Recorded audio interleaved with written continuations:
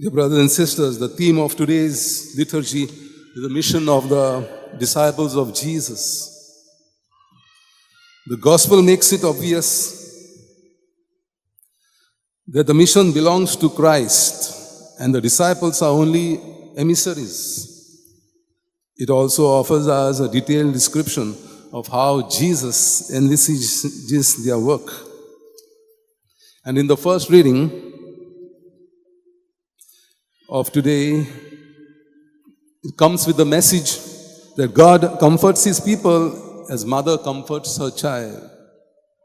Here the prophet brings into focus the motherhood of God.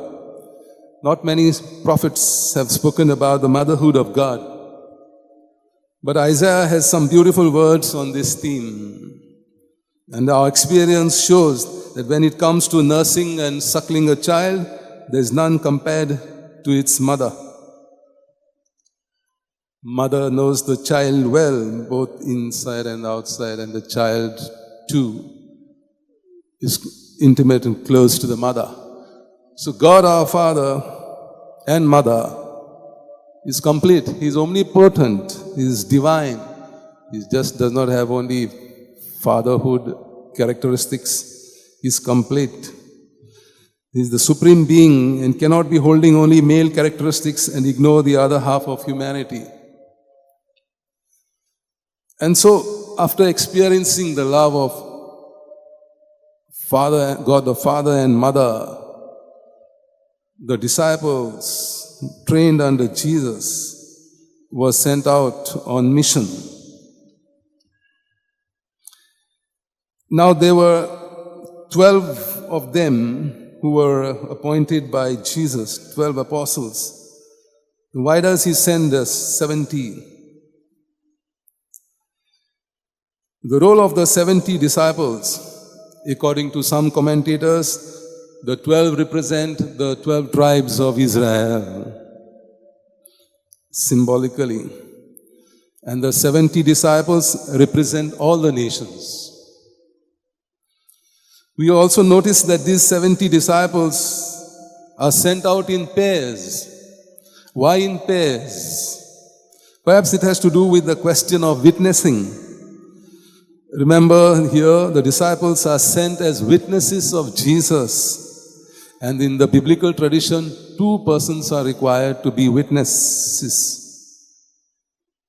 For any juridical witnessing, a matter must be established by the testimony of 2 or 3 witnesses. In the case of women, it is 4. The early church did follow this practice of sending out disciples in pairs. So now when the apostles in Jerusalem heard that Samaria had accepted the word of God, they sent Peter and John, who went down and prayed for them, that they might receive the Holy Spirit, for it had not yet fallen upon any of them. So while sending the 70, Jesus reminds them that the task ahead of them is not easy. And therefore, He says, the harvest is abundant, but the laborers are few. So ask the master of harvest to send laborers for his harvest. So the harvest is a common way of saying, or referring to the gathering of people in the kingdom. And their work depends not on themselves, but God. So therefore, the disciples are encouraged to work and pray for their mission. Here we can recall St. Ignatius of Loyola. Pray as if everything depends on God and work as if everything depends on you. It simply means a disciple of Christ should toil tirelessly to do God's work, and at the same time, he or she should be ready to leave the outcome to God. One should not be overly worried about its result. If God is in charge, we can accept both success and failure. That's why Jesus tells the disciples, when they say we were successful, we cast out demon obeyed. When we ordered him to come out in your name, Jesus says, don't rejoice for that. but rejoice because your names are written in heaven. So the disciples are sent on a mission not to be under illusion about the world's attitude toward them. Jesus tells them they are sent like lambs among wolves. They must have trust in the providence of God. And so they are asked not to carry cash, spare clothes or provisions. This experience, even now, the novices of the Society of Jesus, the Jesuits, undergo that experience for 1 month. They are sent on mission, trusting in the providence of God, not supposed to carry any cash, money or any food or extra clothes. They may go barefoot and just with 1 pair of clothes. The point is that the missionaries are not there for some commercial contacts or building institutions with some occasional spiritual ministries to avail the minority status and public acclamation. So therefore, Jesus' missionary tactics for the disciples are simple. If the people find his emissaries honest but penniless, they will be forced to decide whether they should receive them or not, or reject them. Again, in his missionary advisory, Jesus asked them not to be detained by distractions. Since the disciples are on mission, they are instructed not to get distracted on the way. Greet no one along the way. They are not on some social or casual visit either. I had also the opportunity to go on this 1 month pilgrimage. And we were not supposed to meet any relatives or any people whom we know for security, or visit the people who will give us good food and shelter. So their appearance and behavior must make it evident that they have some urgent mission to accomplish and must concentrate on that. We were supposed to be totally dependent on the providence of God, experience the love of God, the Father and Mother in our mission. Stay in the same house, eat and drink whatever is offered to you.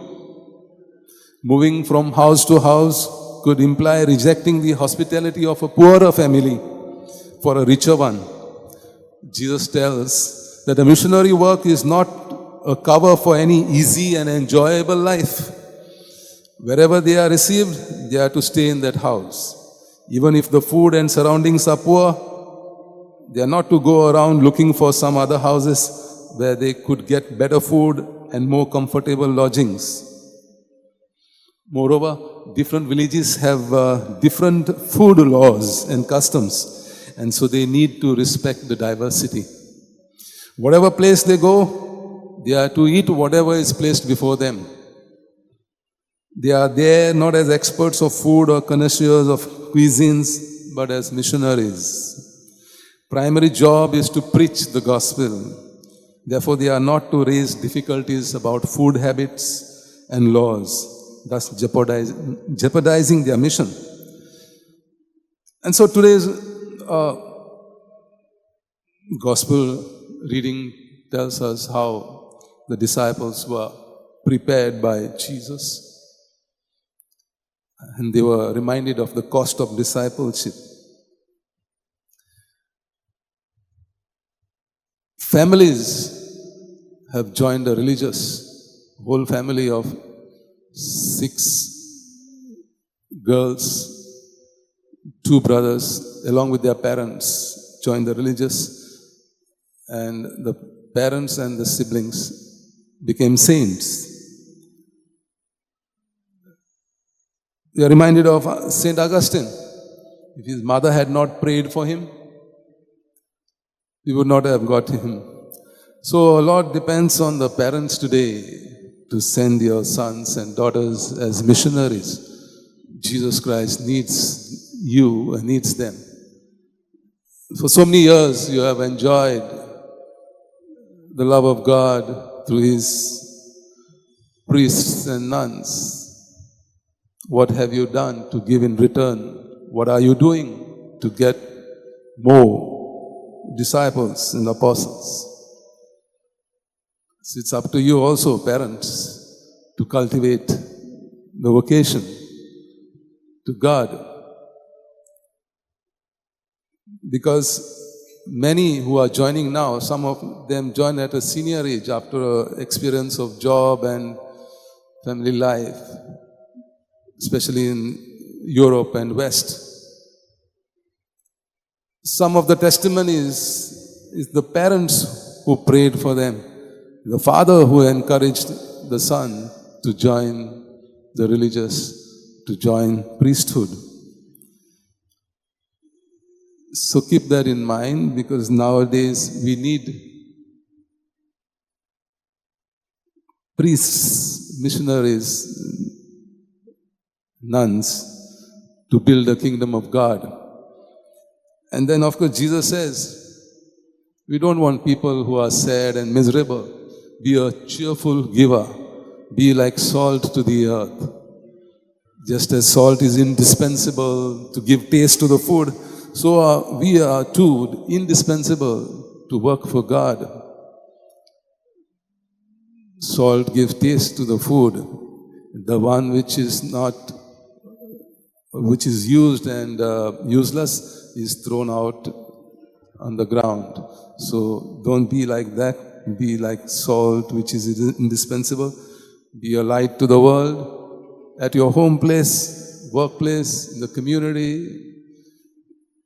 And God promises you eternal life here on earth if you give back what He gave to you abundantly.